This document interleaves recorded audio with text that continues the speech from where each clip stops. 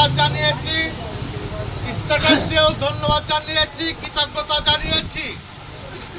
আমরা যেভাবে ঐক্যবদ্ধ ছিলাম সেইভাবে ঐক্যবদ্ধই থাকব এবং দলের সিদ্ধান্ত অনুযায়ী কাজ করব। তবে এখনো মনোনয়ন চূড়ান্ত হয়নি, একটি খসড়া তালিকা শুধু প্রকাশ হয়েছে। তাই আমাদের গতি যেমন ছিল তেমনই থাকবে। আর আগামীকালকে দলের আটঘরিয়া ঈশ্বরদী সকল পর্যায়ের সিনিয়র নেতৃবৃন্দ, অঙ্গ সংগঠনের নেতৃবৃন্দ নিয়ে আমরা সবাই আলোচনার ভিত্তিতে আমাদের করণীয় কি সেই আলোচনার করে যে সিদ্ধান্ত নেব সেভাবে আমরা কর্মসূচির হাতে নতুন করে নেব। এখন আমি বলতে চাই আপনাদের কাছে, আগামী 7 নভেম্বর ঈশ্বরদীর মাটিতে ঐতিহাসিক 7 নভেম্বর উদযাপন হবে। এই জন্য আপনার সার্বিকভাবে প্রস্তুতি এবং অর্গানাইজ করবেন।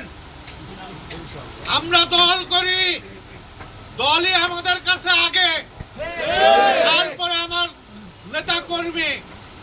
অতএব আমাদের এই দায়িত্ব থেকে, আমাদের কর্তব্য থেকে আগামী 7 নভেম্বরকে ঘিরে আমরা যে প্রস্তুতি নিয়েছি, 8 নভেম্বর যেটা আমাদের র্যালি হওয়ার কথা আছে, কর্মসূচিগুলো আপনিও অবগত হয়েছেন নিশ্চয়ই।